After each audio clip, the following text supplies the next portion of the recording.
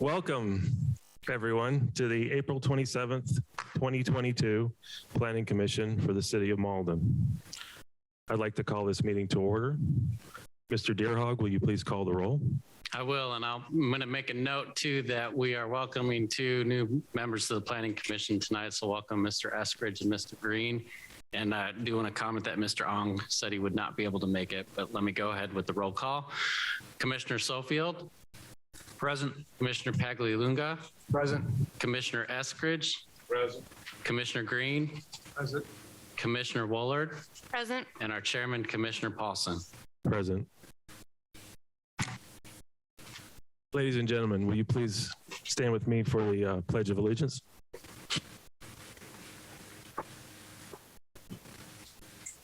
I pledge allegiance to the flag of the United States of America, to the republic for which it stands, one nation, under God, indivisible, with liberty and justice for all. Thank you. Before I go any further, any of you who were intending to speak tonight, be sure to sign the sheet up front. Tonight's meeting is being held to consider the following items from the agenda. These items include a reading and approval of the minutes from the February Planning Commission meeting, rezoning on 711 and 713 Main Street, a change to the center point plan development at Bridgeway Boulevard, and a preliminary plat review of Bethel Town Subdivision on Bethel Road.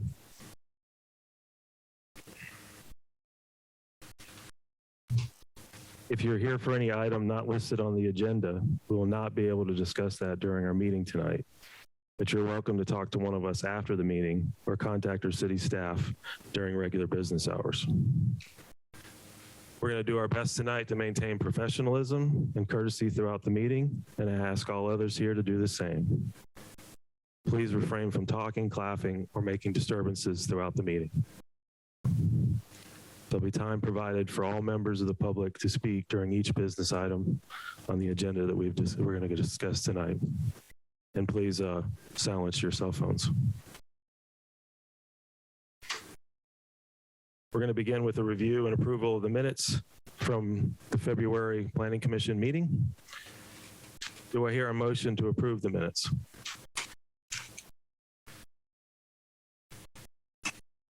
Make a motion to approve the minutes for February's planning meeting. Thank you. I have a motion from Commissioner Paglialunga to approve the February minutes. Do I have a second? I'll second. Seconded by Commissioner Woolard. Any discussion regarding the minutes?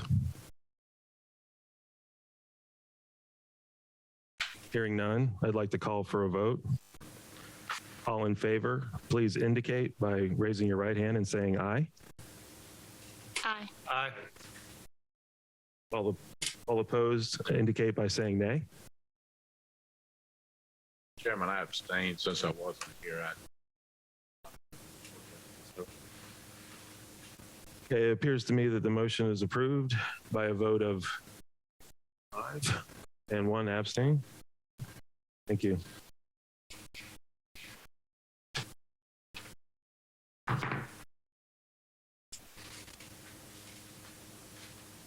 The next item on our agenda tonight is the rezoning to RM district for 711 and 713 North Main Street. We're going to begin with an introduction to this item from staff. Following the staff's introduction, I'll ask any members of the commission to disclose any conflicts of interest or ex parte communication regarding this item. After this, the applicant will be given the opportunity to comment if they need to. Following the applicant's comments, we're going to open the floor to public comment. Members of the public who wish to comment will be granted 3 minutes to speak, and you'll only be allowed to speak once for each item. We do not permit speakers to concede time to other speakers. If someone has already said something that you plan to say, we ask that you simply state you agree with the previous comment instead of saying it again. This will help keep the meeting moving along in a timely manner. And please be respectful to everyone who's speaking. After everyone's had their turn, we're going to close the floor to public comment, And we'll provide the applicant with an opportunity to provide any final comments if they need to. After this, we'll be getting a recommendation from staff. Mr. Deerhog, will you please introduce this item? Thank you, Mr. Chairman. The city's received a petition to rezone a tract of land located at 711 and 713 North Main Street. This includes 8 acres at the intersection of North Main Street and Edgewood Drive. The applicant's requesting that this tract be rezoned from C2, which is a general commercial district, and R20, which is a residential district, all to RM, which is a multifamily residential district.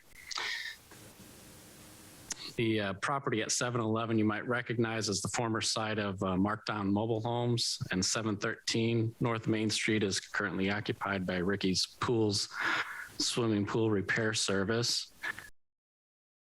The applicant is presently proposing to develop this property, which is why they're asking to rezone it. The developer is Deep River South Development. They're proposing the 90-unit townhome style rental community. Community is being planned and designed to appeal to residents who work from home. Community will feature a community clubhouse and business center near the community entrance. Community will also feature a central stormwater management area designed as a passive recreational area. The rear of the homes that back up to Edgewood Drive would be designed with doors, windows, landscaping, and porch lights that are typical of the design of the front of the home, so as to enhance the aesthetic along Edgewood Drive. It's also expected the community will feature sidewalks and walking paths. That concludes the introduction for this item. Thank you. Before we go any further, I'm going to ask my fellow commissioners, does anyone have a conflict of interest or ex parte communication to disclose regarding this item? Very good. Is the applicant here? Do you wish to add any comments at this time? I can say them all in 3 minutes, though. I'll do my best. Mr. You'll Chairman. get another chance. Thank you. Mr. Chairman, members of the commission, my name is Scott Gillespie. I'm the principal of Deep River South Development. Happy to be here tonight because I'm very, I'll just use the word, I'm proud of what we're presenting. I think it's a great product and opportunity on a perfect site. Many times I'll look at a piece of property and think, when I develop it or look to develop it, what do I think would be best for this? I approached this one different. I knew the kind of product that I wanted to do. And it was much more market focused than what my typical single family or townhouse development might be. I wanted to do a product that, as David mentioned, was really geared to people who are working from home. And that comes from just past few years that we've gone through. More and more people, and you can see it everywhere, are working from home. And they're using the internet, they're communicating and running their business. So I wanted to do something that would really cater to them. And how do you do that? Well, you make them a little bit bigger. You make them so that you can have home offices, and you make them so that they're not a 3-story walk-up apartment, which a lot of people who are renting are living in and they're working from. I wanted to give them something that was much more home-like and that would really appeal to the market. And then I'll also say that I'm glad to be here tonight because Malden, as you all know, because you see it all the time, you've seen it in your tenure here, is turned the corner. It's an improving town. It's a better town than it was, in my opinion, this is my opinion, than it was 7 years ago when I first moved here. And I've watched it gain and grow steadily. So as I watched that and saw what was going on, I said, I want to do something here. So that's what brought me here. My history is long. I've developed a lot of different kind of product. I've developed the single family. I've developed custom homes. I've done townhouse communities, and this is something so that I'm not a novice at it. I'm very comfortable with what I have. I'm very confident that it's going to work very, very well. So that's my introduction. We can obviously look at the product and details, but that's what I'm all about, and that's what the project is. Thank you.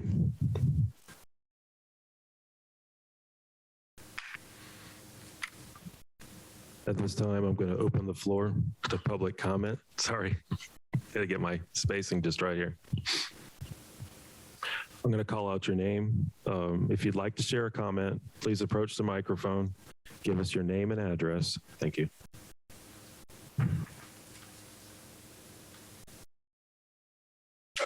Very good.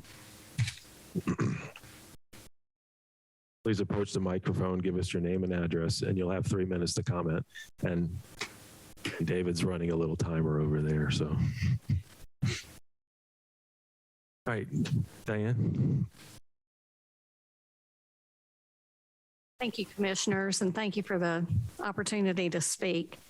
I'm speaking about the 711 to 713 North Main Street. Several years ago, I approached City Council and the committees regarding rezoning to C2. And I really had a problem with that because any number of things could have gone there. And thankfully, the property never sold. Nothing was ever developed in the C2 zoning.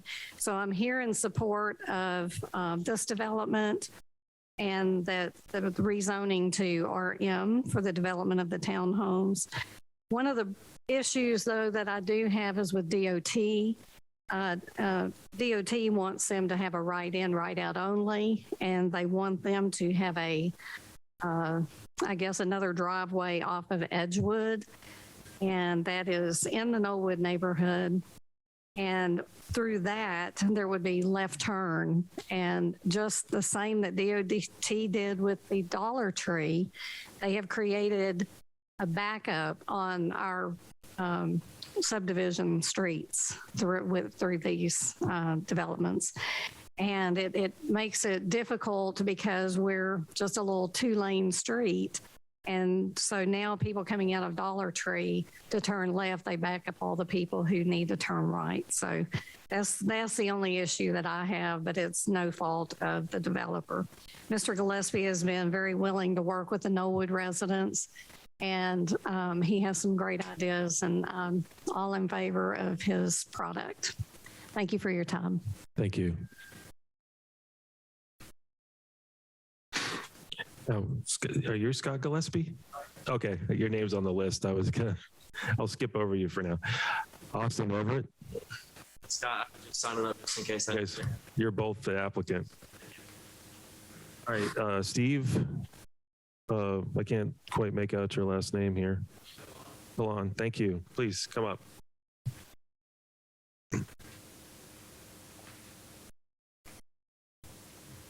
Hey, how's everybody doing? Thank you for having me. Thank you. I live Steve Palone, live on 206 Devon Drive. The only problem that I have with this rezoning is I thought that Malden was trying to do a lot more with the community of trying to put commercial there so we can walk to restaurants or walk to donut stores, what have you, on Lawrence Road. At this point, we can't really walk like from here at City Hall. You guys got a nice place going right here on the corner. You guys can walk there, have a nice dinner, what have you. But for us being in Knollwood, we can't walk to a Mexican restaurant right there because it's not open yet. Don't know why it's not open, but it probably will never open. So keeping that commercial would keep it to where we could have maybe something to walk to, a diner, something in the near future. With that many cars being pushed back into that new community that's trying to be rezoned, Lawrence Road's always backing up, as we all know. And that's just going to be backing up more traffic on Lawrence Road. And we all know that we have a drainage problem at that area. So we're just pushing more drainage going into the street, which is going to back up that storm drain. So there's just a lot of concerns of putting more asphalt there and more drains and stuff like that. So I'm opposing to changing that to an RM and keeping it the commercial. Thank you. Thank you.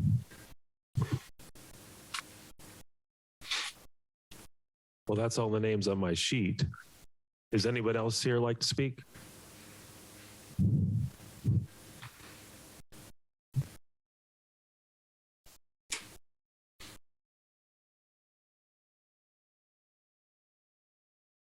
Hi, good evening, Council. Thank you so much for allowing me to speak. My name is Anna Pillon. You just heard from my husband, Steve. We are at 206 Devon Drive, which is right at the very corner of where the proposed townhomes would be. I also oppose this development in that based on the Novo development that has recently completed with the apartment complex that's also right in our backyard, this will be a rental or a transient community. And we would like to see much more home ownership and people who take pride in their home versus renters in our backyards of this neighborhood that is one of the most established neighborhoods in Malden being trashed by rental people. And so we'd like to see this become, either a commercial development where we could have shops and restaurants, or a home ownership type of a community versus a transient community. Thank you for your time. I appreciate you. Thank you.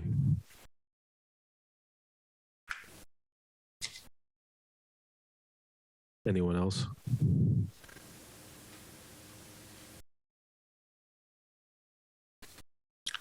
Anyone online? That's great.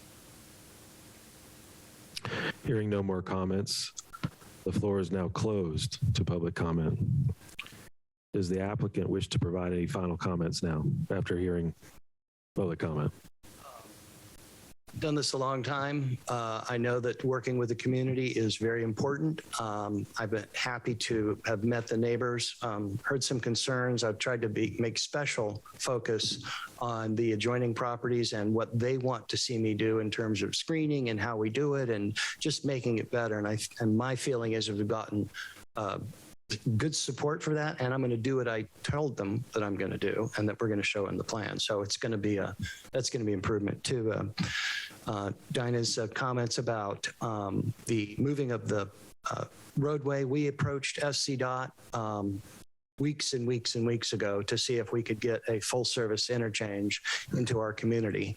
I would like to tell you that I have special powers and can convince SCDOT to do something they don't want to do, but they did not allow us to have a full service. Now, I'm not going to say that I'm done with that. We're going to have a more very detailed study of what this community is going to generate, and I hope and hopefully with support of the community to go back to SCDOT and see if they will change their position. I don't want to hold out that they will. They've already told us what they're going to approve, but if there's a 1 in 10 chance of doing it, I'd like to try and see if I can get that done, because that would be my preference as well. And so I just wanted to let the board know that that's the goal, and I'll do my best on that effort and keep the councilwoman and the board as we develop further reviews, if that can be done. That's any questions, I'm happy to answer. Thank you. Do any members of the commission have any questions for the applicant? I have one question. How is the rental units managed? Is that managed by your company, or will it be managed by a secondary? No, I'm not a property management company. I wouldn't want to try to take that on. It'll be professionally managed. This is going to be well over $20 million development, and we're not going to do that and do it with a cottage industry approach. It's going to be a professional management company, and that's a given. There's no debate on that.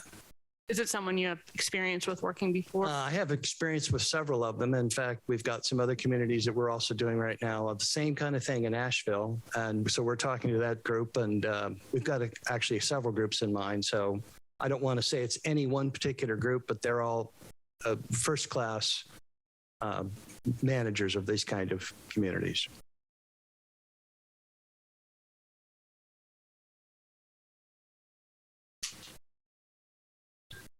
Additional questions for the applicant? My question, did you consider mixed-use development or strictly multifamily? strictly multifamily. Mixed use is I don't want to give it a bad mix because it has the right, you're doing a mixed use development here at the corner.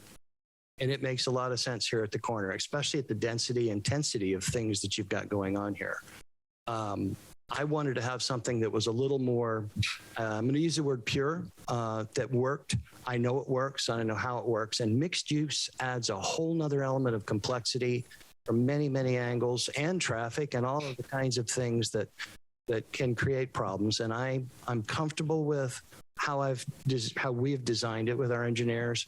And I wouldn't want to try to force something that I'm just not comfortable with trying to do on this site.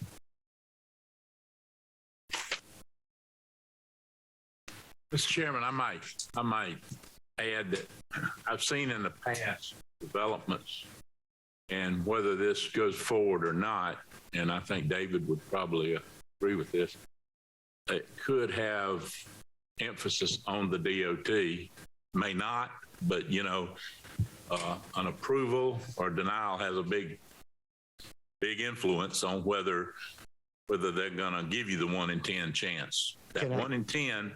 Can I jump in? Go right ahead. I would like, yeah. And I told him, I said, look, it's the community's strong preference for us to give us a full service access. And I'm not going to quote him verbatim, but basically he said, we don't care about politics. We don't care what, zoning or politics. We care about traffic use and safety. And I said, well, what if I brought some council people or said they just disregard? They said, I know these guys. I work with them. They said, Scott, that's a non-issue. We don't care about that. So I don't mean to interrupt you, but I have to appeal to them on an engineering basis, and that's what we're going to do. We're going to go back and show them that this is not the impact you think it might be, and hopefully we can make that happen. All right. Just for record, you're saying it's like over $2,000 a month in rent. What are projected square footages for units? They're going to range at they're a little bit less and a little bit higher than around 1,500 square feet. And plus, that's not including the garage. Every home is going to have a single car garage and a 20-foot driveway. Yeah. Will there be anything against short-term rentals? I'm going to have it in there that you can't be doing a higher percentage than, but typically it's like and I haven't written the documents or anything, but generally, no, we don't want to have this as like where you can the investors can buy them and turn them into an Airbnb or something to that effect. It's a rental community for people who work at home. That's what it's designed to be. It doesn't have a big pool and a social impact. So it's not designed to appeal to people that might want a vacation in the area. It's designed for people who live here and work here and want that different approach to their lifestyle rather than a more social focused community with pools and that kind of thing. Just to comment on the short-term rental question, the city does not allow currently for apartments to be used for short-term rentals, so they would not have that option. Okay, thanks for clarifying.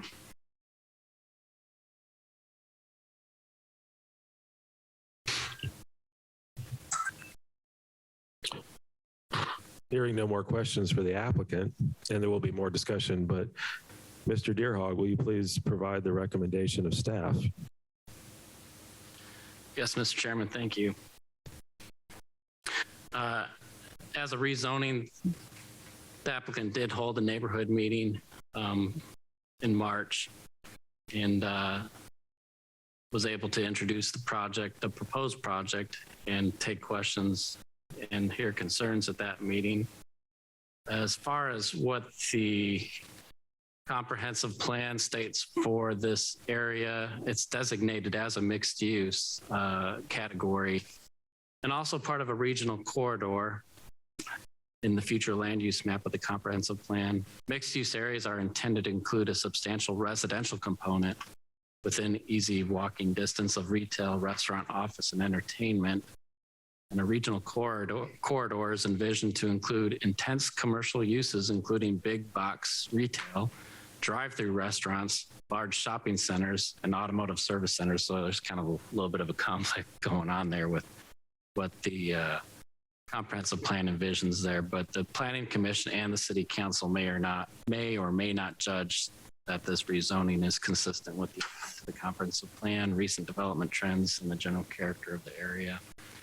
To staff's knowledge, there's no apparent floodplains, wetlands, or topographic constraints on the site. Staff's not aware of any features at the site that would make it unsuitable for development. The tract is located in a transitional area between commercial and industrial property along North Main Street and a single-family residential community behind the tract. In terms of traffic, noise, aesthetics, and other potential impacts, it would seem that the proposal for a residential community at this site would have less impact than if it were developed for several commercial uses allowed under the current zoning. But the Planning Commission and the City Council may or may not judge that this rezoning is compatible with the surrounding uses.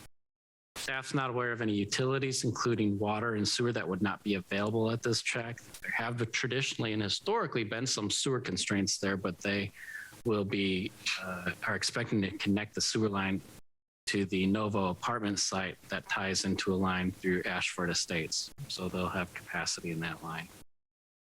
If the project will generate more than 100 peak hour trips, or is expected to increase the peak hour trips by more than 25%, the applicant will be required to provide a traffic impact study before their development plans can be approved. Based on the current conceptual design that they've shown, the development's not expected to trigger that requirement for a traffic impact study. The current conceptual development proposal would provide additional living options specifically targeted to people who work from home. Since the COVID pandemic, working from home has become more widespread. Certainly this rezoning and the proposed project would help to meet the high demand for housing that we're seeing in our area. In staff's opinion, it appears that the conceptual design for this property has the potential to introduce lesser impacts in terms of noise, traffic, aesthetics, and similar impacts in comparison to other commercial development projects that would otherwise be allowed by the current zoning at this property. In addition, it appears that the conceptual residential community could be a reasonable transition between the Knollwood neighborhood and the commercial and industrial businesses along North Main Street. However, the Planning Commission and the City Council will need to make a judgment on whether this rezoning is consistent with the vision for the future of this area, if the rezoning is compatible with the surrounding uses, and any other factors that deem pertinent. And I'll remind you that the action that you're considering tonight is a recommendation to City Council. And that concludes the staff's report. Thank you. Do any of the commissioners have questions for staff?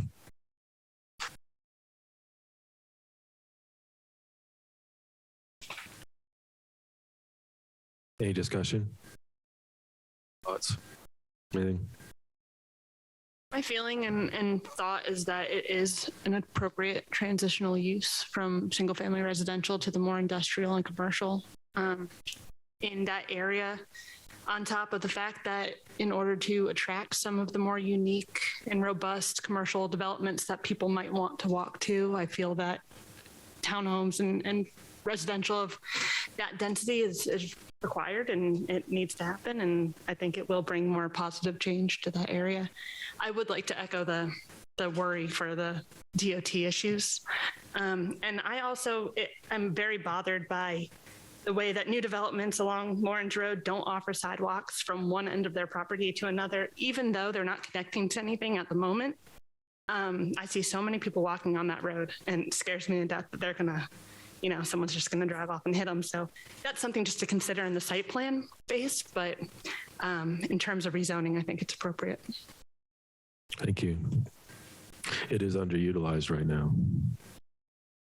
I guess I should also add that we do need more housing, but just an ongoing concern.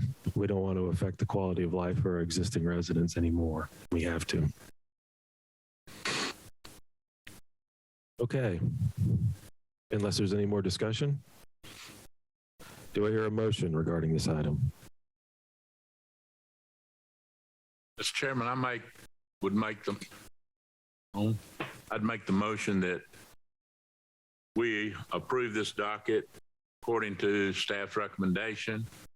And moving forward, I know I can't make, well, I'll go ahead and make this motion and leave it, and I'll discuss that later. Go ahead.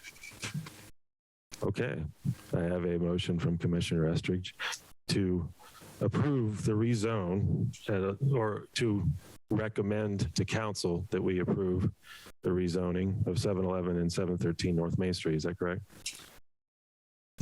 Do I have a second? I'll second the motion to recommend approval of the rezoning. Seconded by Commissioner Willard. Any last minute discussion? Hearing none, I'd like to call for a vote. All in favor, please indicate by raising your right hand and saying aye. Aye. Aye. It appears to be unanimous. Thank you. Motion is approved. I think moving forward, Mr. Chairman, that one thing that David said earlier clears up a lot of information that this body makes recommendations. This body does not make authoritative decisions. We either recommend denial or approval, but they are a recommendation to council. And I appreciate you making that. Thank you. That is a point that's worth repeating. We're simply making recommendations to council. And we're just doing a rezoning tonight. We're not breaking ground tomorrow. Moving on, the next item on our agenda tonight is a change in the center point plan development at 315 Bridgeway Boulevard. We're going to follow the same procedure as the previous item. Mr. Deerhog, will you please introduce this item? Thank you, Mr. Chairman. The city's received a request to make a change to the CenterPoint plan development. This change consists of amending the proposed use of a 13-acre tract located at 315 Bridgeway Boulevard, which is shown on the map here.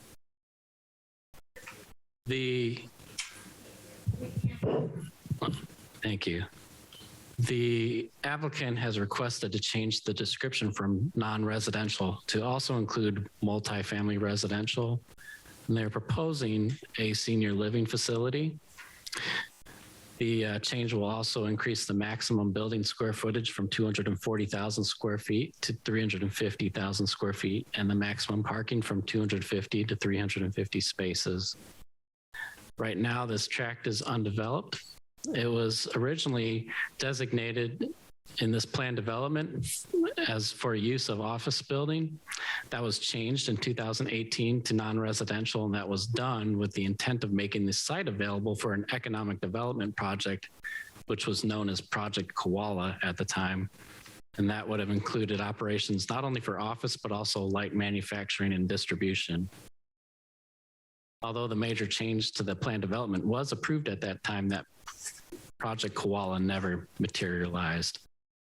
The group that is proposing to develop this project, called Buvermo Investments, is proposing to develop an Arden community senior living facility on a portion of this tract consisting of 7 acres. They're looking to roughly construct a 4-story facility that would include 152 market rate rental units for seniors ages 55 and up. And that concludes the introduction for this item. Thank you. Let me ask the commission, do any of the commissioners have a conflict of interest or ex parte communication to disclose regarding this item?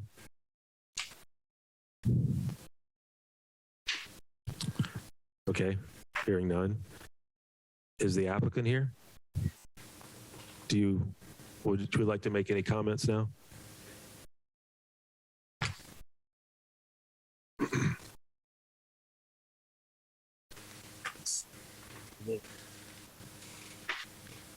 Okay. My name is Jim Lindsay. I'm with Arden Senior Living, and we're the applicant for the site. We are developing what's called middle market senior housing, and the middle market is for seniors that are with approximately defined as incomes between 25,000 and 95,000 of annuitized income or fixed income. And sometimes these are called the forgotten middle because there is a lot of developments that are getting done at the luxury level or the high-end level.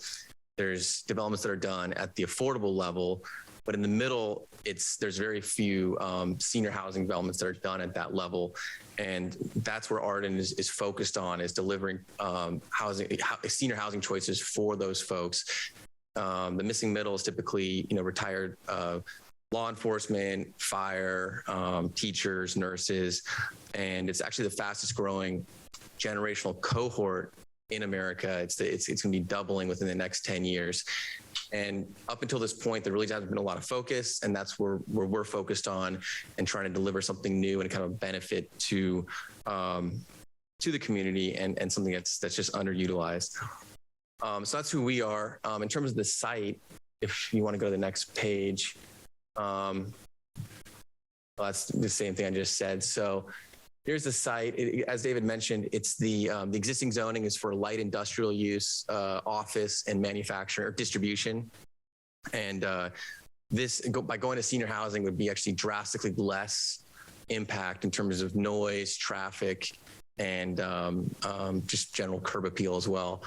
We have a traffic study that was distributed, and we have a traffic engineer to talk about that as well. But compared to the existing use, the traffic would be, it's approximately, I think it's on the next slide. Maybe didn't make it to that version, but it's roughly about 85% less traffic during peak usage compared to the existing. Oh yeah, there we go. It's 82% less in the AM trips and 77% less peak PM trips compared to an office building of similar footprint for this use. And then the demographics clearly like a much less just noisy and demographic in general. You can go to the next slide.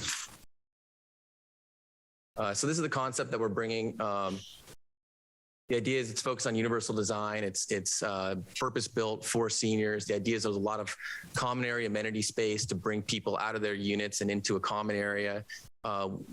During focus groups and during just conversations with our target demographic, a lot of emphasis was put on bringing socialization to these folks because, especially during the pandemic where people were isolated for a while, there was a lot of studies that were done in terms of health impacts. And so bringing people into health impacts from isolation. So by bringing people into these common areas and activating them, there's a lot of positive aspects that come from shared, living as opposed to being living by yourself. And typically a lot of our residents are single and community is very important to them.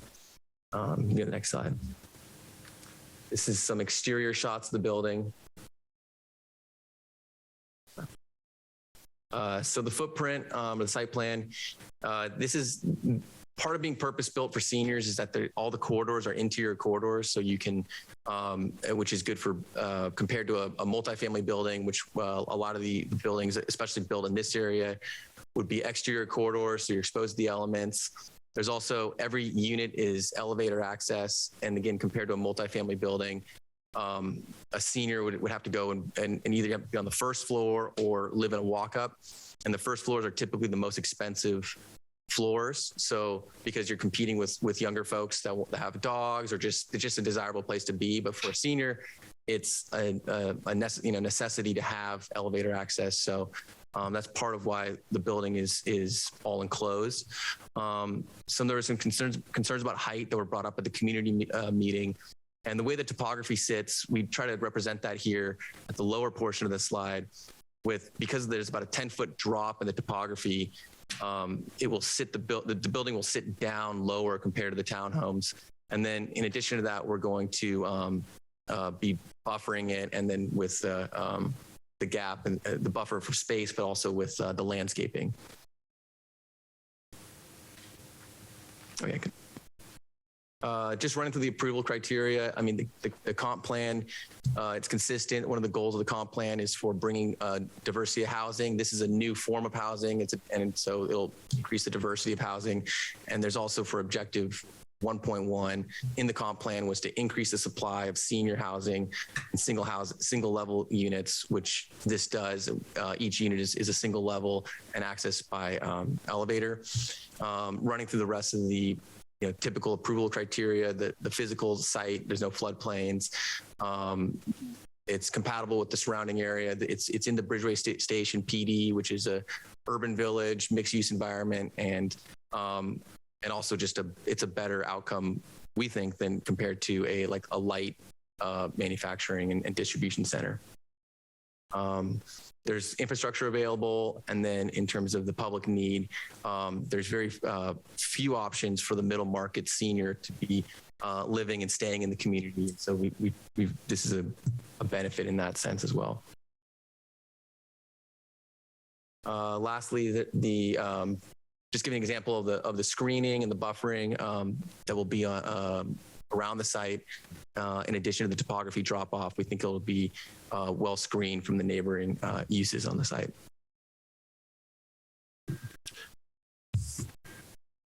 And that's it.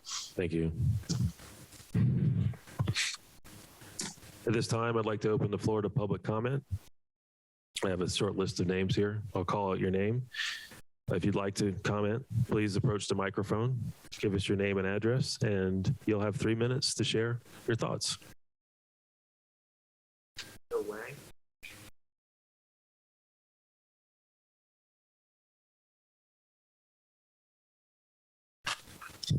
My name's Bill Lang. I live at 143 Dove Haven in Cooper's Lake Subdivision, and I'm here in opposition to the proposed development on Bridgeway Boulevard.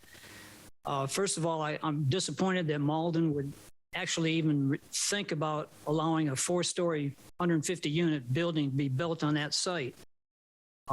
It would be totally out of character for that area. You have Cooper's Lake on one end, you're anchored with Bridges Crossing on the other end, and this is going to be in between the two communities. A 4-story building that's going to be at the edge of Cooper's Lake is going to look right down on the backside of Cooper's Lake. And the poor people that live on that end street, Garden Spring, are going to be dealing with that monstrosity in their backyard, basically. And it does have a small berm back there, but in that no way is going to be a barrier to that 4-story building. It's going to generate traffic, and the developers can cite traffic studies, but as I recall, the traffic study was cited when they built the toll road, and those numbers were totally out of line. They were false, and that's why the toll road basically defaulted at one point. I mean, you can let me give you this as just a conjecture and an idea. You have 150 units. That's 150 cars at least. Now you have maybe half of those units have 2 cars. And if they're anything like me, I coming out of Cooper's Lake probably 3-4 times a day. If you have 75 cars coming out, that's another 200 cars plus the 150. You have well over 300 cars dumping out into Bridgeway Boulevard into Holland Road every day. I can't see as far as the property values, putting myself in the position of being a potential homes buyer. And I was taken to that particular area, either Bridges Crossing or Cooper's Lake, and I was shown the area, and I'm looking at a 4-story building in that area behind the subdivision. I don't think I'd have any interest in buying that in that area. I think Cooper's Lake is being challenged with having the additional traffic from the proposed charter school, from the Hughes development that's across the street, and now they're proposing this 150-unit apartment complex at one end. I think it's just too much for that area, and it's not in keeping with the character of our area and our community. And I think there's many other people that propose it or oppose it. I don't know what else to say, but I think Cooper's Lake is being buffeted by all this development I'll throw this out for Malden Planning Commission. Why not keep that as a green space? Why not turn that into a green area? There's already deer and wildlife in that area. It wouldn't be much to keep it green. There's building all over Greenville County. Everywhere you look, there's building and development going on. It seems like they want to take the green out of Greenville, and they're well on their way of doing it. Thank you for your time. Thank you. Bill Gaither.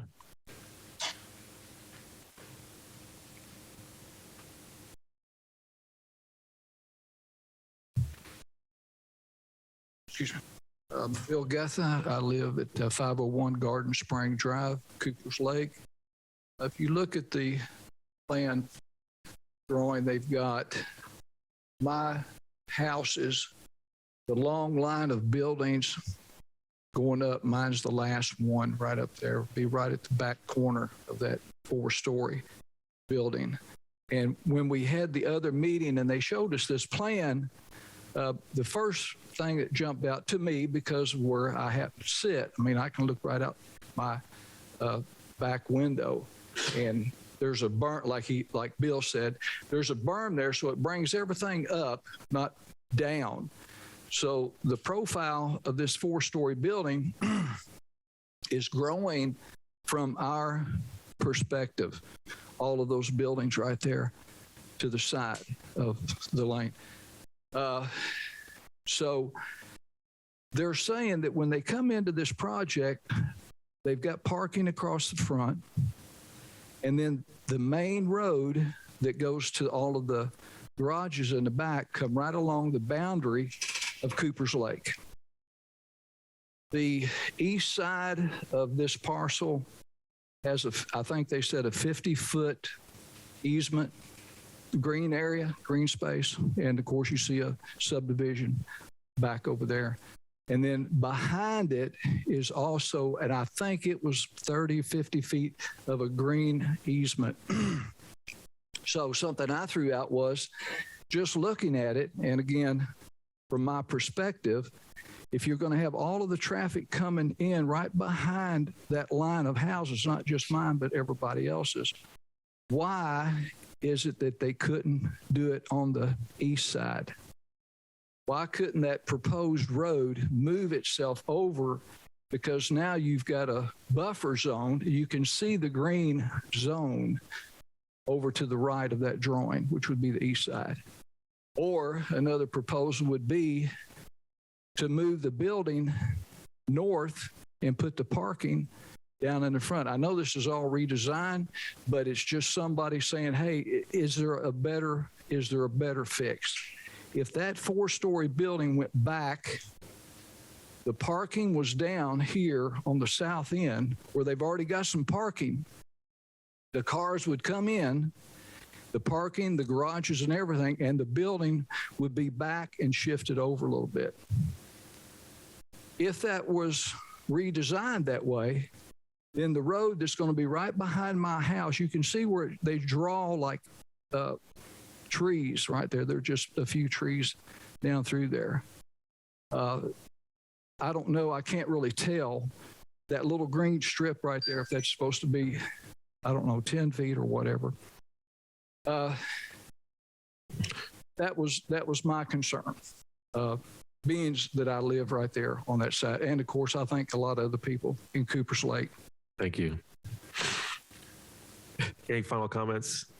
3 minutes. Yeah. Well, there's several, but Bill has already hit on them, and I know you're supposed to say we'll pass on that. And that is the thing. And the other thing is that I would hope that all the utilities involved, whether it's electric or water, sewer, DOT, is involved with all that we are looking at. We're looking at 151 people here. We've got Samsung building that's going to be a high school. And then we've got the development across Holland. I would just hope that everyone is on board, that when all of this comes about and all these extra people, that we're going to have sufficient water pressure, power, and of course the traffic is a huge thing. Thank you. Andrea Hammond.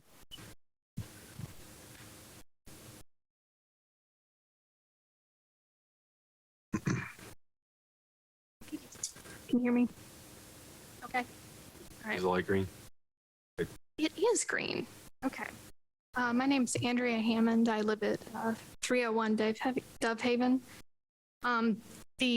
This proposed development right here, all of that space is wooded area. It is all trees. They absorb the noise and the sound from Tanner Road, from Holland Road, from East Butler. They block winds. They act as a buffer between the back of our neighborhood and the neighborhoods off of Tanner Road. And then, of course, on the other side of that is woods, I believe, are owned by the school district.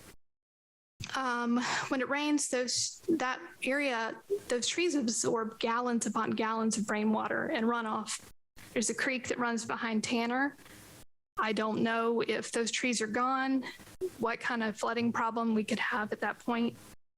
Almost every section of wooded area in probably 1 to 2 miles of this proposed development has a for sale sign on it. At what point do we stop? The green spaces that people move here for and that enjoy being able to see out their window, they are vanishing daily. I think building on the site encroaches upon the neighborhoods. It's not doing the environment any favors.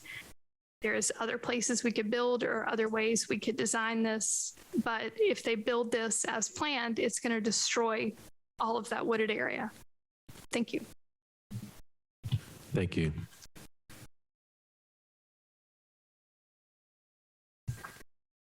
Additional public comment? Really appreciate everyone coming up and talking. It's all on the record and it's all going to go into the decisions. Oh, yeah, please come on up. Thank you, gentlemen. My name is Bill Wise. I live actually in the Knollwood subdivision, and I didn't know this was on the agenda tonight, but I'd like to just a few comments, as I have some personal experience. My daughter manages a facility such as this in Ogden, Utah, and it was initially set up for the same idea, to sell these units for permanent long-term lease to seniors in their 50s. The problem is that families start putting their seniors in there in the 60s and 70s. They age in place, and in turns, most of the ones in where my daughter is right now are in their upper 70s, 80s, and 90s. They get quite a few calls during the days for ambulances, fire trucks, etc. And the seniors don't drive much. They have buses for them. And that it is a needed facility, and I think I'll probably be in one very soon. But what I've heard of the people living nearby, I'm not sure this is a good location for this type of a facility.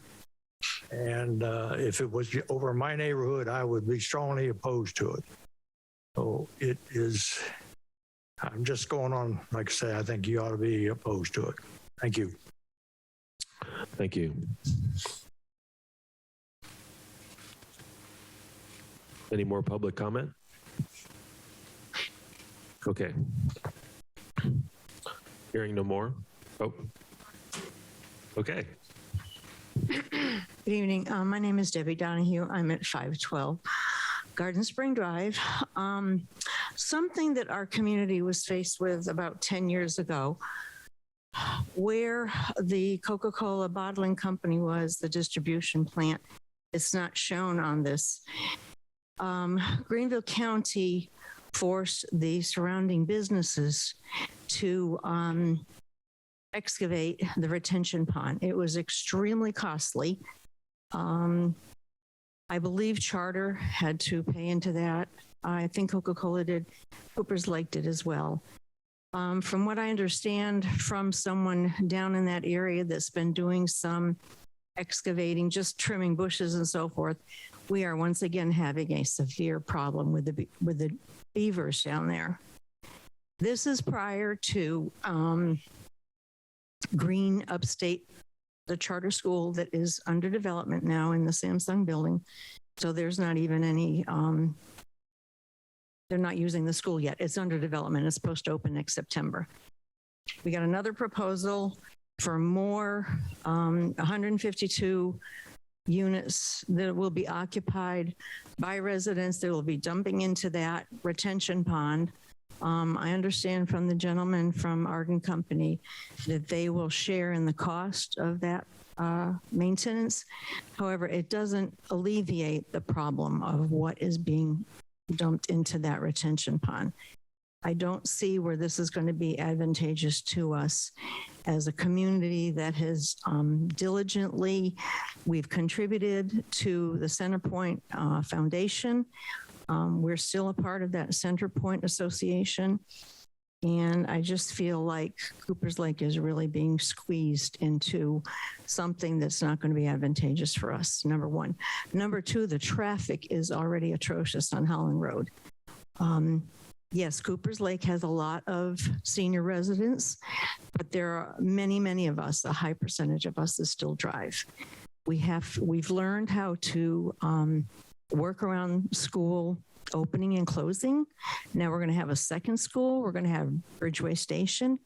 And now you're talking about another development with drivers that we're going to have to contend with. So it's just something that we would like you to seriously consider before approving this.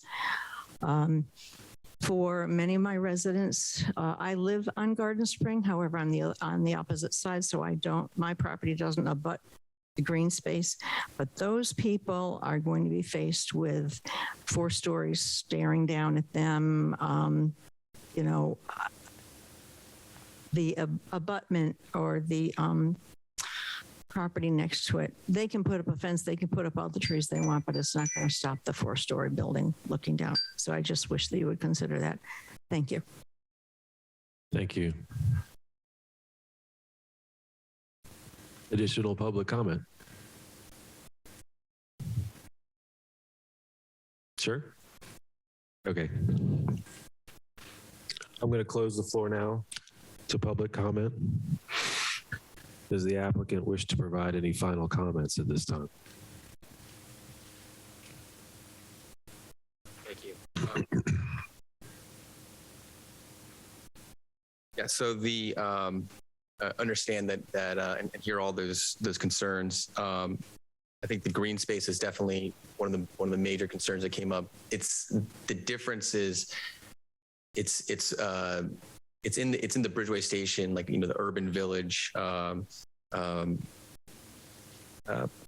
development. So it's not really it's as much as we'd love to keep green space everywhere, it's not really I guess fair to the existing land use that has an existing zoning of something that's not green space, which is the light industrial, office, and distribution plants. So this will actually be an improvement from the existing zoning. And so I think to compare it to green space, while that is what exists right there, it's not the existing zoning. So there's this is actually a better improvement from what already is on the books. In terms of the traffic and as we said, it's a much better improvement versus that existing zoning. The cars, typically the residents will be about 1.1 residents per unit.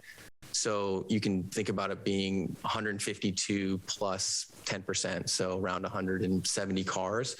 And from the traffic studies that have been done, and they're done on the traffic engineering standards, the existing infrastructure can handle that this won't be a very much impact on the roads. There is a little bit of I guess the topography does go up a little bit over on that side, but the site will be leveled, so it will be uniformly 10 feet below the existing townhomes, just to address that issue. And then in terms of the stormwater pond, it can handle this development, and it'll be in compliance with all the regulations that are required of us for the stormwater. And then finally, in terms of the ambulances, this project is the beginning of what we call the continuum of care. So there are no services in terms of assisted living type services, and so it'll be a younger demographic from a senior perspective. And you won't have So the ambulance concern is, I think there's some senior housing facilities where there are more ambulances that will be happening, but for this particular demographic, it's sometimes called active adult.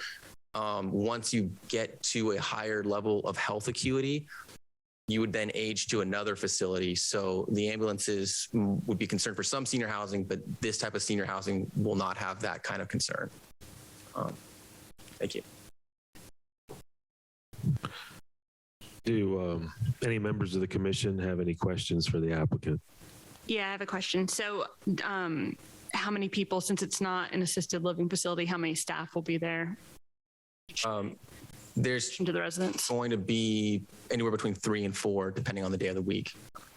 Yeah. And the Centerpoint PD standard is a 30-foot landscape buffer. The Malden zoning development standard is a 25-foot landscape buffer. Can you explain on each property line what you're offering? Yeah, Nick Myers from Seaman Whiteside would be better. Okay. Nick Myers, 508 Red Street, Greenville. So on the PD determines the buffer requirements. And so on the east side, it's I believe a 30-foot landscape buffer, well, planned east, I should say. But that's kind of over or precluded by I believe it's a 69-foot power easement that's already in place there. So the eastern or planned east property line, we can't go anywhere near that property border with really much of anything due to the overhead transmission power. The rear of the site, I believe there's a 25-foot existing utility easement there. And then on the plan west, I believe that's another 12 or 13-foot utility easement. The landscape buffers in the PD are only for the exterior, if I remember correctly. But our intent is to provide a mixed landscape buffer. Just to, again, further reiterate, there is a bit of a mound behind the townhouse development. Our site will be cutting substantially to kind of level it out. There's a good bit of fall from kind of plan west to plan east. But in order to level that out, to put the building in, we're going to have to cut about 10 feet from the plan west side. There'll be a retaining wall associated with that. And so, between the privacy fence, the retaining wall, and then a mix of plantings, including, evergreen shrubs, larger evergreens like, your magnolias and your junipers, and then additional shade trees. I think that ultimately from the townhouse perspective, that's going to be about a 3-story building instead of 4 stories, potentially even less than that. So just so I understand, so you're precluded from doing the buffer plantings where you have easements, or are you just going to provide those buffer plantings outside of the easements? It's going to have to be outside of the easements, yes. Okay. But you will still be providing that requirement? Correct, yes. And so on the west side of the property, because we have in our notes that it's a 30-foot landscape buffer, so are you going to be getting a variance from that, or how does that work? Can you answer? Yeah, so the buffer requirements that are indicated in your report only apply to the perimeter of the entire Centerpoint plan development. And so what we're looking at on the west side, that is not a perimeter of the Centerpoint plan development. So there is not any buffer requirement that is required by the city's ordinances or by the plan development documents. And just to clarify too, the city ordinances do require along the perimeter, which is the north and east, a 25-foot buffer, but the plan development documents have a higher standard in Centerpoint at 30 foot. And so that's what they'll be following. In fact, you can see, maybe you can or can't see at the very top of this, that the edge of their pavement really lines up with the northernmost townhouse unit in Cooper's Lake, and that's the reason why they both have the same buffer requirement up against that property line there. But yeah, just so there's no confusion, there's actually not any specified requirements for what's required along any of the internal property lines within this plan development. Okay, I just didn't realize the townhomes were. To add one minor detail to that, as we've kind of gotten a little further along in this project and started looking at grades, again, there'll be a pretty substantial cut situation. And so where we currently show that plan west driveway, that will most likely shift a little bit further inward on the site in order to be able to put in a retaining wall and not impact the adjacent property. So, again, that will probably be some additional buffer space in that area west of that Western Drive. Yeah, from a design perspective, couldn't see why you couldn't wrap the building with the driveway a little bit better. And I guess I'm still a little confused on the northern property line. If what I'm seeing is the power easement, where is the planting area? The northern property line is required for Eastern is where west eastern. Oh, the eastern is where the power easement is, and that's in this hatched area. And then so you can see inside of that, they're providing an additional buffer. okay. And the northern is not an easement. Correct. It's not a power right or Duke. I think it's Duke Energy right away, like you have on the east. So there will be planting on that buffer. Correct. Is there existing tree material on that eastern buffer that you could commit to keeping with your grading plan so that you have mature trees and you're not staring right into a building? That's going to be pending on the grading plan. I know it's in the developer's best interest to preserve as many trees as possible. Otherwise we're going to have to put them back. So from a cost savings, saving as much as possible is in our best interest as well. So.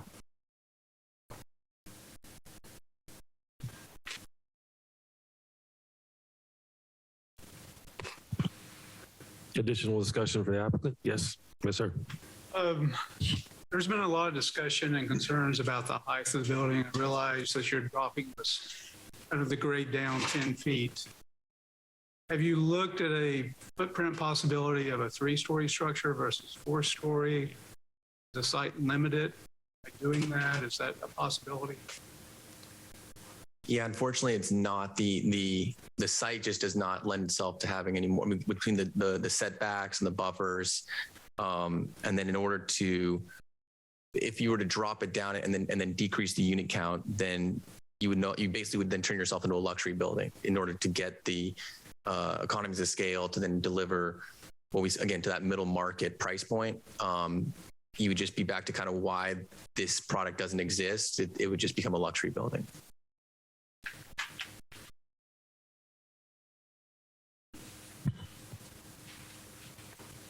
Additional questions for the applicant?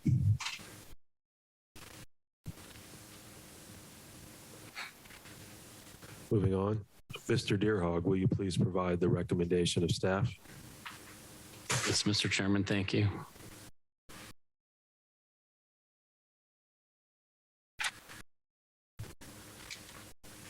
So staff has reviewed this proposal up against some of the criteria that we generally consider. First, looking at the comprehensive plan. The comprehensive plan envisions much of the Centerpoint plan development, including this tract, as an employment center. And although we did hear that they do have some employees there, it's not really likely to be the type of business that was envisioned for this district. However, the Centerpoint PD has been going through some change, and it is flanked by residential communities on 3 sides, including Cooper's Lake, Bridges Crossing, Tanner's Mill, Valley at Tanner's Estates, and Summerfield. And we've talked about tonight how the character of the Centerpoint PD is changing. You're seeing, for example, Samsung is just being replaced by a charter school. As it concerns the comprehensive plan, really it's going to fall on the Planning Commission and the City Council to judge whether or not this proposed change is consistent with the development trends and the general character of the area. To staff's knowledge, there are no apparent floodplains, wetlands, or topographic constraints on the site. Staff's not aware of any features at the site that would make it unsuitable for development. The tract is located in a mixed-use environment that includes distribution facilities, townhomes, offices, educational facilities, and other urban village uses coming to Bridgeway Station. In terms of traffic, noise, aesthetics, and other potential impacts, it actually seems that the proposal for a senior living community would have less impact than if it was developed for what's currently allowed there, including the light manufacturing, office, and distribution operations. But the Planning Commission and the City Council may or may not judge that this change to the Centerpoint PD is compatible with the surrounding uses. Staff is not aware of any utilities, including water and sewer, that would not be available at this tract. Staff does not have any recent traffic count data for Bridgeway, Boulevard, or Holland Road, but if the project is found to generate more than 100 peak hour trips or is expected to increase the peak hour trips by more than 25%, the applicant will be required to provide a traffic impact study before the final development plan can be approved. This change to the Centerpoint plan development and the proposed senior living community would provide additional senior living options for the Malden community. And it is one of the goals provided in the comprehensive plan to increase housing options for seniors. In staff's opinion, it appears the proposed senior living community at this tract has the potential to introduce lesser impacts in comparison to what's currently allowed there. However, staff recognizes that some of the neighbors have concerns about the development of a senior living community at this tract. It is appropriate for the Planning Commission and the City Council to work with the applicant if there's additional standards they would like to consider, either at this point in time as you're reviewing the statement of intent and these preliminary concepts, or because it's a plan development, this will have to come back to the Planning Commission for approval of their final development plan. And certainly you could consider if there's additional standards you would like to work out at that time. And that concludes staff's report. Thank you. Just one more thing, Dave. There was a memo you circulated right before the meeting. Yes, thank you. So the applicant did provide an additional memo just to comment on the traffic impacts of what they're looking at. And they have, I believe, their traffic engineer with them tonight. So if you have any questions about that, certainly they're able to answer that for you. Thank you. Questions for staff from the commission? Mr. Deerhawk, can you explain, just so everyone knows, the road improvements that will be ongoing, or if there are any that are going to be happening on Holland Road, so that we know what's coming? Yeah, so the road improvements on Holland Road will be tied closely with the progress of the Bridgeway station development, but there has been a master traffic study performed for the overall development. That traffic study identifies various traffic signals that will be installed at various phases of the project, as well as improvements to adding turn lanes at appropriate locations, and also improvements at Bridges Road at 385 so that the traffic along Bridges Road does not stack up and cause problems getting on or off of 385. That's all tied closely to the Bridgeway Station project. Okay, thank you.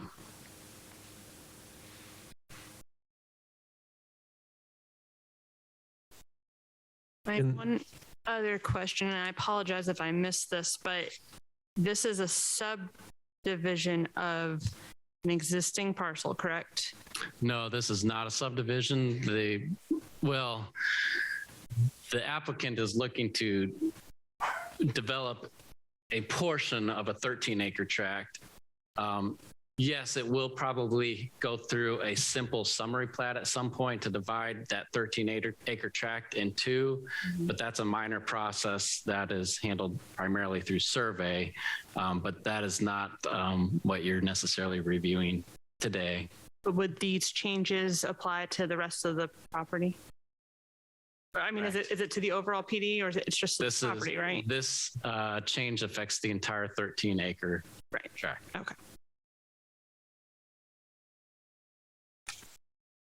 I know we have to come back for a final development plan on this, but on your staff recommendation, first item there, are we or the council to recommend in this portion the 20-foot or 30-foot buffer, or is the 30-foot buffer what the city requires? Are we going to go with that? Item 1. Really, that would be up to either the planning commission or the city council to even ask the applicant if there's an ability to consider a buffer of that sort along the property line shared with Cooper's Lake. And it may not be feasible for the applicant, but that certainly is appropriate if that's a question and a conversation you want to ask with the applicant. If that doesn't come up tonight, that could come up in the final development plan too. It could, yes. Are there plans for the undeveloped section of the property? I have not heard of any yet. And I think the applicant's shaking his head no as well. None that I know of. What percentage of the land is being used for this development? You're looking at... Just seeing there's only one entrance, it seems like there'd be another plan. It's about half. So half of the 13-acre tract is what is being used for this project.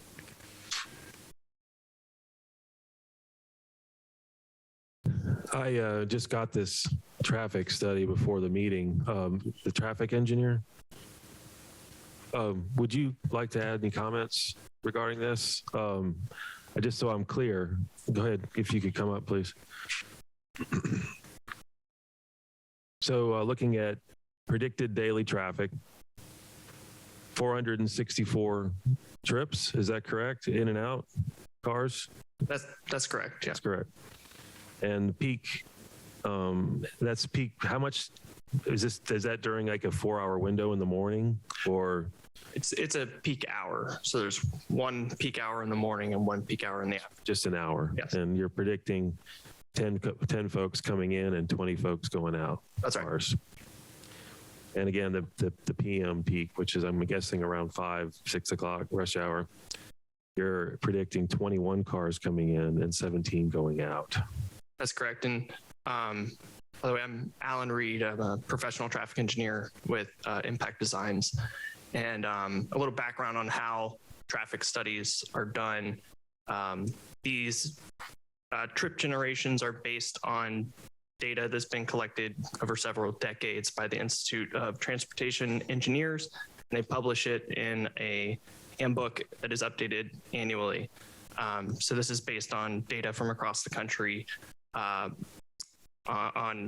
how many trips are generated based on the, in this case, number of units of the senior living facility. Thank you. Mm-hmm.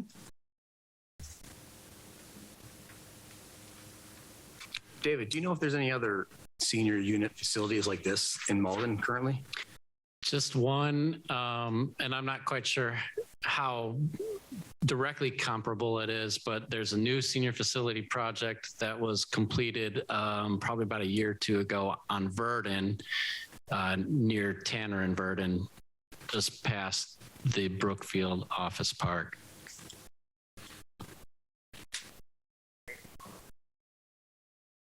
And Mr. Lindsay may have more.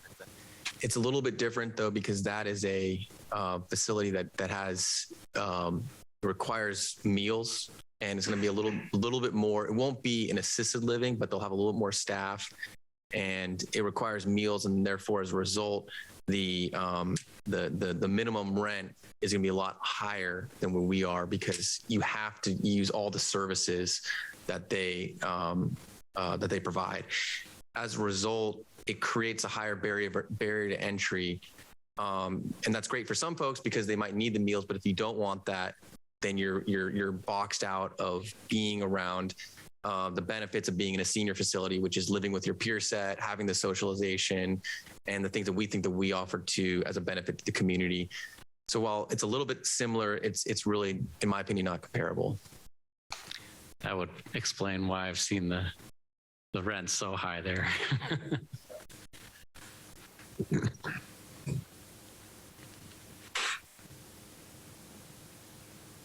Additional discussion from the commission?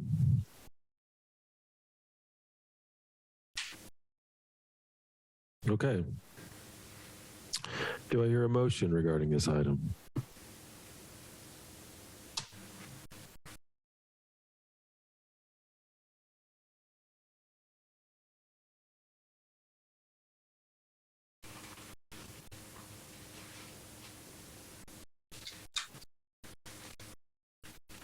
We're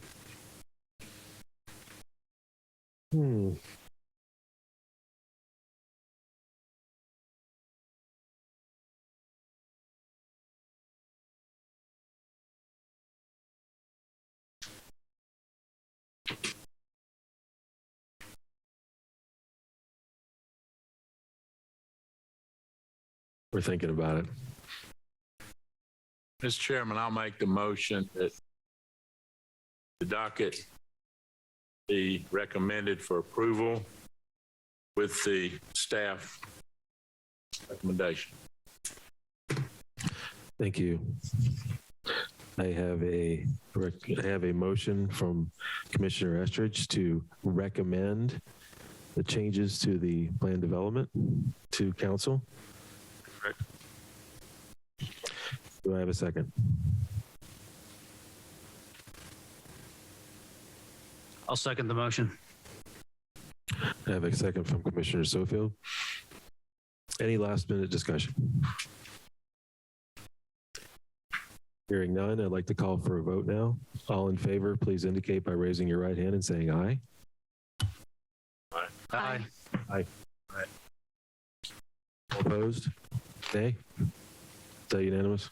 It was unanimous. Thank you. Thank you. So the motion is approved.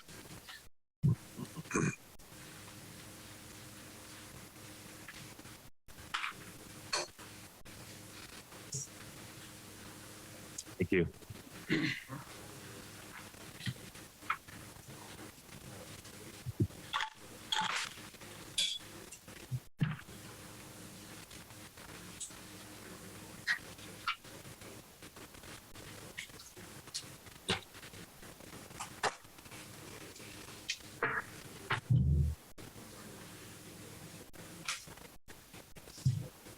Okay, I guess we can go ahead. Thank you, everyone. The last item on the agenda tonight is a preliminary plat review for Bethel Town's subdivision on Bethel Road. We'll be following the same procedure as before. Mr. Deerhog, will you please introduce this item? Yes, Mr. Chairman, thank you.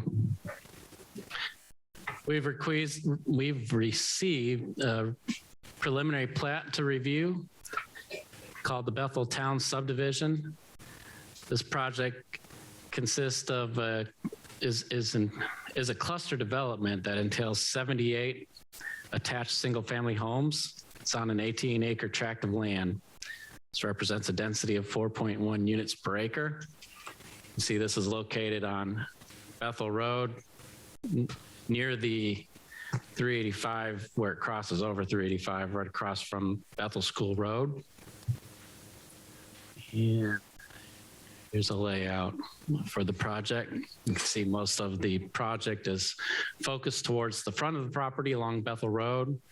There's a lot of wetlands and creeks that cover some of the back part of the property, so they'll be leaving that alone. According to the tax history for the property, it looks like this tract was annexed into the city around 2009. Has a zoning designation of R10, medium density residential, which allows what's being proposed to be developed on the tract. And that concludes the introduction for this item. Thank you.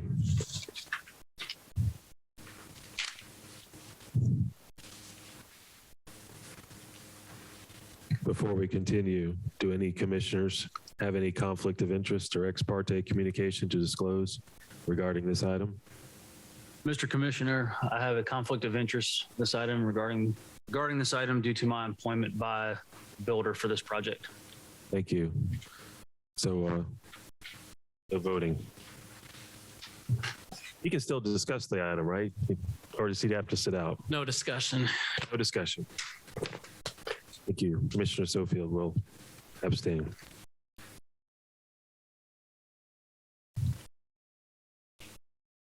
At this time, I'd like to open the floor to public comment. Oh, before you do that, I don't know if the applicant here has anything he wants to introduce, but you may give them. Sorry, I've got a whole table of papers up here. By all means, please. Good evening, commissioners. My name is Christian Career. I'm with Arbor Land Design. I'm the civil engineer on the project. Seeing as we're the last item on the agenda, I'll keep it brief. As David mentioned, we meet all the zoning requirements, the density requirements. We're providing the required buffers. This is a community similar to others. Babcock Development is the developer. They've developed many similar communities. I believe Ryan Homes is going to be the builder. So the product will be very similar to Butler Towns, right down the road.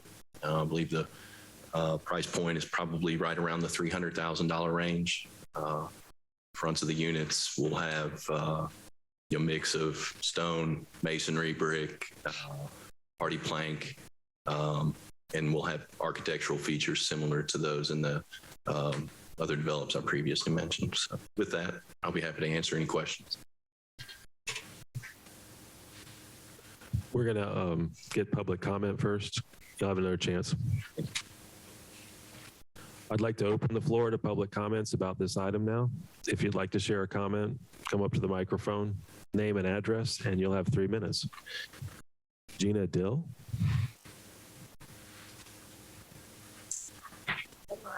For allowing me to speak. My husband and I built a house on Bethel Road about 38 years ago, so we've been here a long time and have seen a lot of growth. And I am not opposed to, everybody needs housing, so I am not opposed to the housing, the price point it's at, or any of that kind of thing. But we have seen so much growth around Bethel, Holland, for the people that were here to talk about Holland or the Center Point project, and Bridges Road, that the traffic is just horrendous. Literally, I cannot get out of my driveway in the mornings. If I do not leave my house by 7 o'clock in the morning, typically I'm waiting for 20 or 30 cars to pass before I can pull out of my driveway. And so my concern is approving something like this without change to the infrastructure, and there has been none in 38 years other than going from a two-way stop at Bethel and Holland to a four-way stop at Bethel. And that's it in 38 years. And so it is just, it has an impact on everybody. And I will tell you real quickly, I had to be somewhere last night at 5:30, left the house, got to Holland and Bridges at 5:15, turned left onto Bridges, and immediately stopped. And that's how far it was backed up because of all the traffic trying to turn left onto 85, and that turn lane is too short. And so without infrastructure, I'm just totally opposed to that development. Thank you. Thank you. Additional public comment?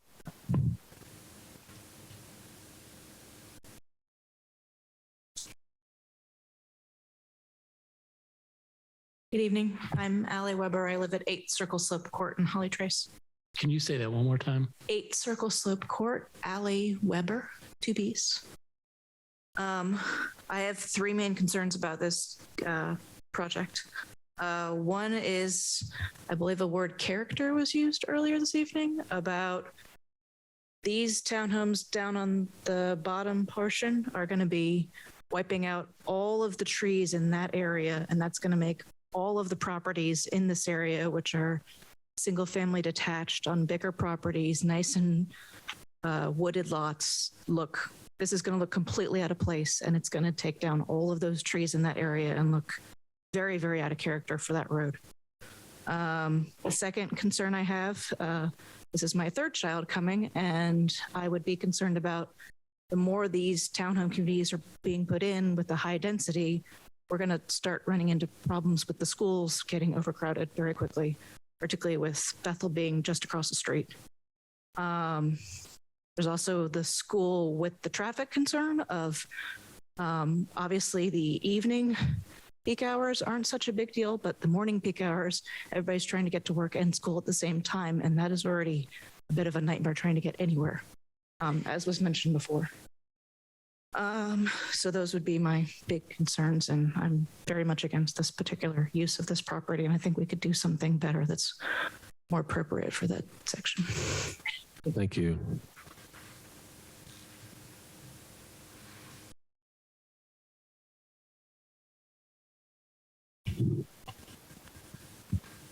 Rebecca Smith, 108 Sycamore Drive. A side note about the development over at the Bridgeway station. Peak hours are not 8 and 5 or 7 and 6.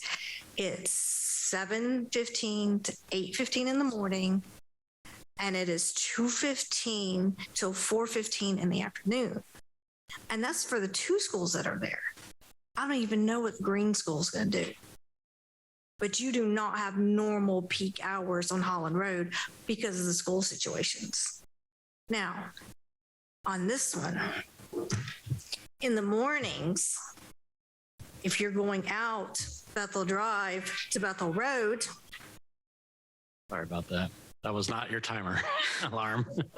If you're going out Bethel Drive to Bethel Road, you're sitting there 10, 15 minutes to make a left because of the school's traffic backing up down from the school and back down Bethel. You've also got a curve and a hill to your right that you're trying to make a left out of, having to watch the little daredevils come from that way. Now, in the afternoons, at that time of the peak school hours, you've got the parents that have lined up from the school down Bethel. And again, you've got to watch the daredevils to your right to make the left. And if you're lucky enough to make the left, you make it down to the four-way. And then it's a free-for-all for the next 20 minutes trying to get through, whether you're going to 14 or you're trying to make a left on the Holland to get down across bridges to get up Holland to go to the schools, the two schools that are there now, to get your kids. Another thing is on Holland, the school traffic backs up down Holland. So that whole right lane is school trying to get in and out to pick up their kids. So before you make a judgment on this one, you need to be sitting at Bethel and Bethel at 7:45 and looking at the traffic.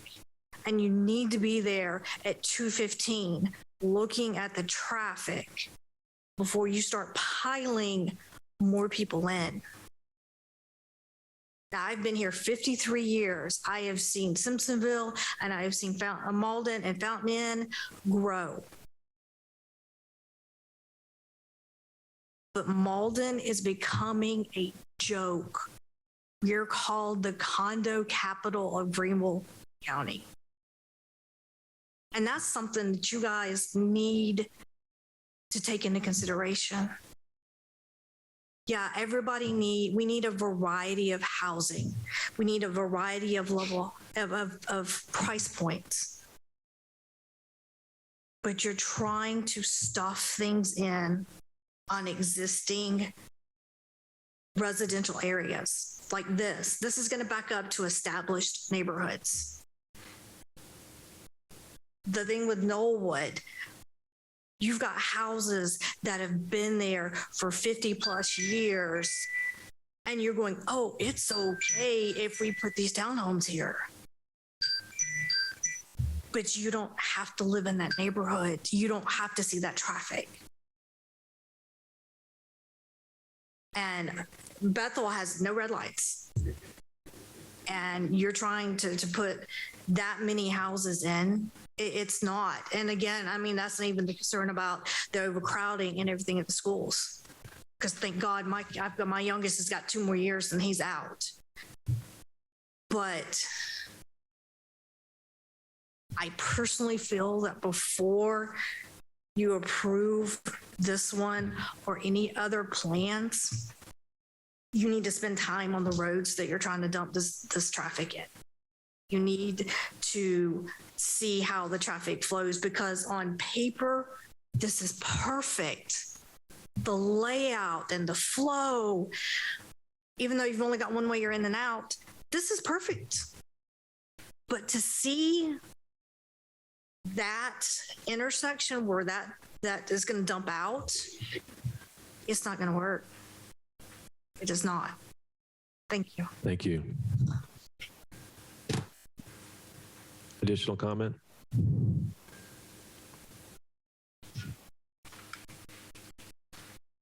I'm going to go close the floor to public comment at this time. Does the applicant wish to provide any final comments?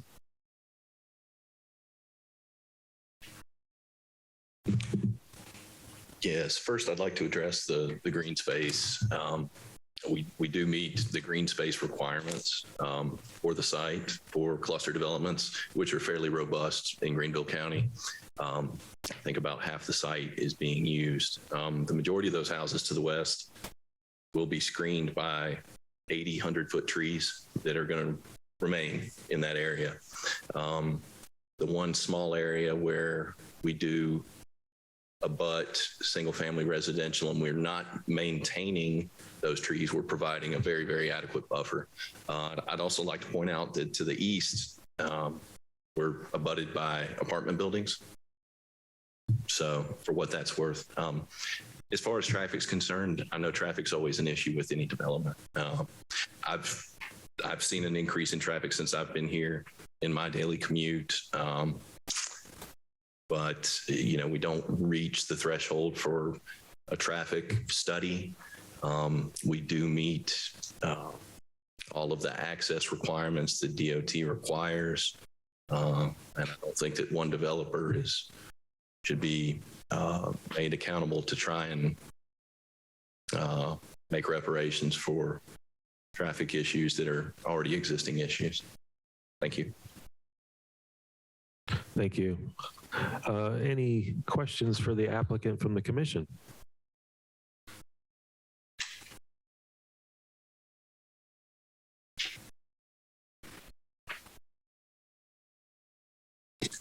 Hearing none.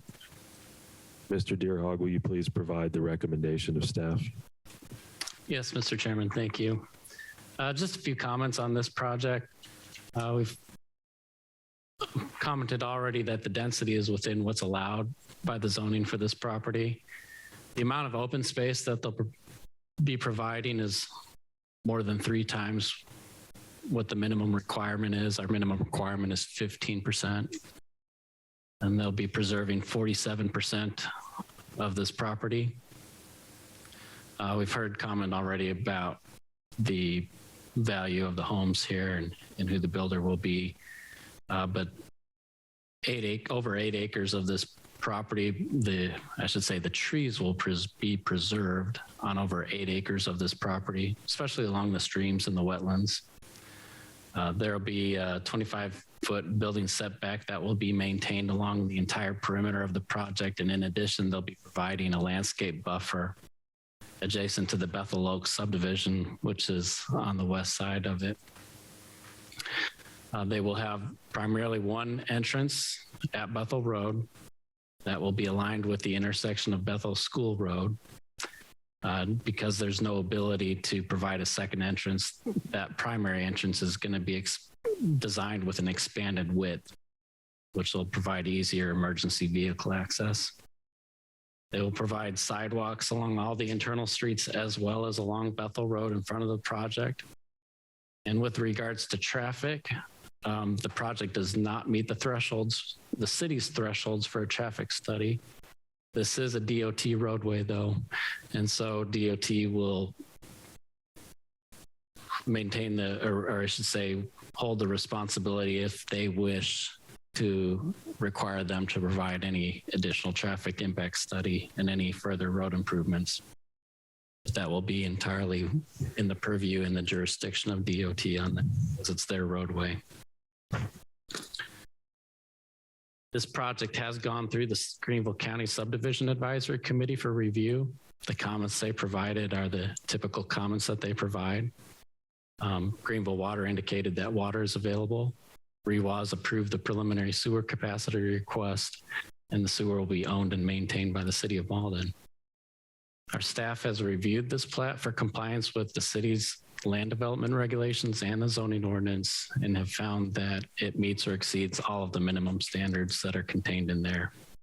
It's the recommendation of staff that this be approved with the following conditions: that the applicant will satisfy the conditions provided by the Greenville County Subdivision Advisory Committee, that there will be no disturbance of any wetlands without appropriate permits issued by the Army Corps of Engineers, and that the full civil engineering and landscape plans will meet the standards in the codes and ordinances for the city of Malden.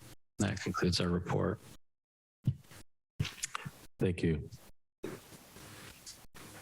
Questions for staff from the commission? Mr. Deerhog, how do we calculate what their threshold is for the traffic impact and determine that they don't need a study? Yeah, it's based on the number of peak hour trips that they generate. If it generates at least 100 peak hour trips, then it would require a traffic impact study. For single family homes, actually detached single family homes, that gets triggered at about 90 units. It's actually a little higher number of units for townhomes, but with this only being 78 units, they don't meet that threshold. Close. No.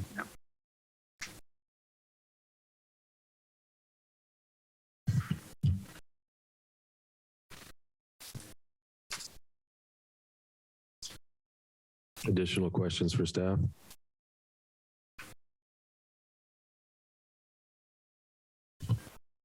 Hearing none. Do I hear a motion regarding this item? Do we have any additional comment? Or we can continue to discuss. Yeah, I just want to say that. I mean, we hear you. We know the traffic's bad too. We live here also. And I mean, I live off Ashmore Bridge. I feel it every day. We have issues down there too. It's a growing problem for a lot of people in a lot of areas, and I get it. But with this development, you know, I appreciate the fact that they're well under the proposed density.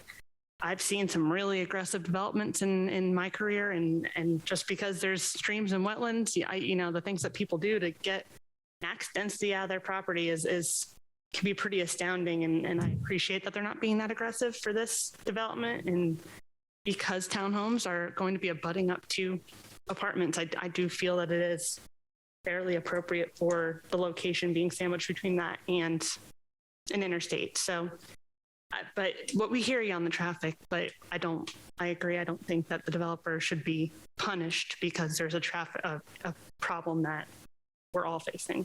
And DOT really needs to step up, and those are the people we need to put pressure on.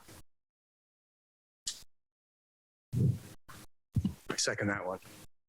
So I agree. I mean, I like the project, but Bethel School Road right there is, I mean, all the way to Holland Road is pretty bad. People are suffering almost. So, I feel the pain. I'd just like to ask a question. You know, current zoning is R10, medium density. Was this property, was it looked at to go with, you know, single family, or was that even an option? It really wasn't an option given the size of the property and the density to make it economically viable. It just doesn't work. I kind of understand that, and I second what Caitlin said. Developers should not be punished, but at the same time, we've got to look at the whole picture. The impact on the residents. I agree. The impact on the quality of life of the residents.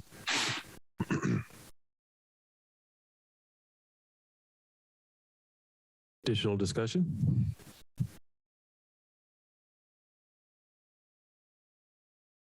Anyone would like to forward a motion regarding this item?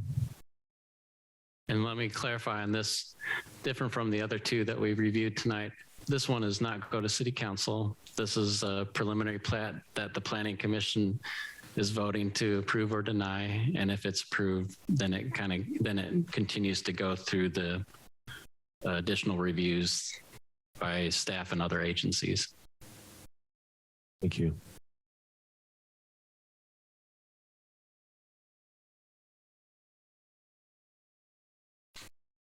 We're open for motions.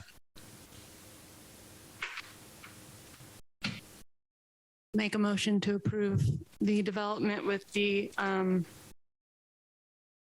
conditions outlined by staff. Thank you. I have a motion to approve from Commissioner Willard. Second the motion. Okay, let me make sure I've stated it clearly. And the motion is to approve the preliminary plat with the conditions as stated by staff. The applicant shall satisfy applicable conditions provided by the Greenville County Subdivision Advisory Committee. No disturbance of any wetlands without appropriate permits issued by the Army Corps of Engineers. And the full civil engineering and landscape plans shall meet the standards in the codes and ordinance of the city of Malden. Do I have a second? Second that. Thank you. I have a second to approve from Commissioner Green. Any more discussion? Hearing no more, I'd like to call for a vote. All in favor, please indicate by raising your right hand and saying aye. Aye. Aye. Aye. I believe that passes with all the voting members right now. Correct. Thank you.